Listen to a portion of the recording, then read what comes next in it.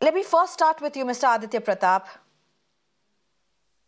You have raised complaints about this, I believe. You have in the past raised serious concerns about this, even officially. Tell us. Well, when approvals become a game of money, all precautions, etc., are thrown to the wind. I have appeared several years back in a case involving illegal hoardings in CRZ areas. And that time, whatever the outcome of the court decision was, like the disastrous consequences of hoardings have not been taken adequately into account. Now, when you look at the development control regulations of Mumbai 2034, DC regulation 46 pertains to hoardings. And DC regulation very clearly states that hoardings, especially those hoardings which stand on the ground, should be governed by the National Building Code of India. And as per National Building Code of India, maximum height of a hoarding can be 40 feet by 40 feet, maximum 9 meters or 12 meters from the ground level. And here we have a hoarding which crosses 33 meters. And moreover, Part 6 of the National Building Code of India, which was also applicable, places heavy reliance on wind data, turbulence data. What is the effect of the wind current on the hoarding? Because it becomes like the sail of a ship. And it's a simple principle of physics that force of the wind at the top of the hoarding will act as a lever. But the point is, for the money-obsessed officials of BMC, there is nothing. These are the same municipal officials who grant builders 20, 30 times the normal FSI and allow them to flout fire safety norms, this, that. You think these corrupt BMC officials will care about hoardings? Not at all. And moreover, if you look at it, that there are also stringent provisions on hoardings this is a hoarding on a national highway, where even the necessary NOC from the Highways Authority, etc. And when we look at the sequence of facts also, BMC says they issued demolition notice. Let me put a question to BMC. Such a huge hoarding the size of a building structure, ward officials are very smart. They immediately know that something is amiss and they could have stopped the construction then and there. But fact of the matter is, only when the entire civil society started raising a concern, that they started dragging their feet to show that, yes, they're doing something. And by then this tragedy happened. What more can we expect? Absolutely. No, Aditya, I can totally understand where your anger is coming from. And I don't think any one of us or any of our viewers can even... everybody shares the same emotion as you are. You've raised some very, very pertinent points as well. But if I can come to you at this point, Aditya Pratap, you have taken up these cases in the past. You don't really see anything unfold with those cases.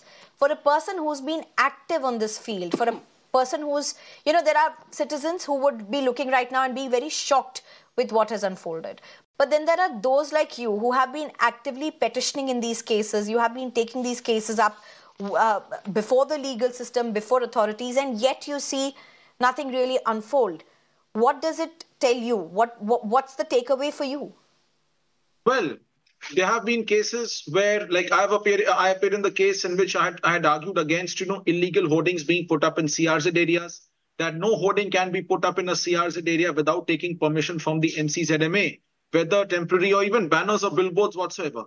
Then there have been cases in the High Court where the High Court has come down heavily on the rampant proliferation of hoardings in the city. The BMC in 2018 even came out with a policy governing the type of hoardings and where it can be put up, where it cannot be put up. But in all these matters, the DC regulations have been very clear, because that the technical specifications of a hoarding should comply with the National Building Code of India. However, if you see the 2018 policy document of BMC, which pertains to guidelines for hoardings, it's a 50-page policy document, one Control F, the word wind is mentioned nowhere. That thing, the BMC's policy document on hoardings, it just says you should apply for this permission, that is the fees, this report, this recommendation, and done. Just purely on procedures. There is no way to assess the probable, to anticipate the impact of a hoarding. Let me tell you, when we argue cases of environmental law, there's a doctrine called precautionary principle. That is, if a person wants to do any project, the onus of proof is against him.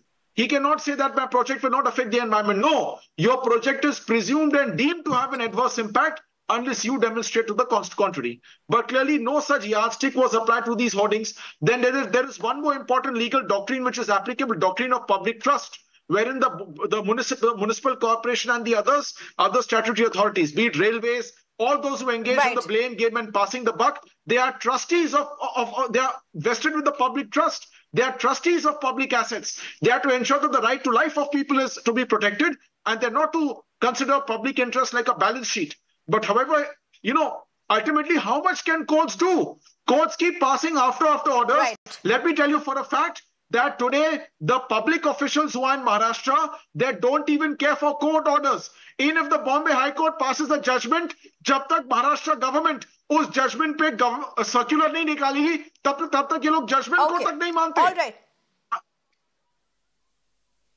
No, Aditya. In fact, I'm being joined by two politicians as well, two political representatives, their spokespersons as well. I'll go to them in a bit to get a sense of exactly to answers and or questions that all of you have been asking. But before I say goodbye to all four of you, Dr. Neville, do you want to say the last on with us? It matters so much. Thank you very much.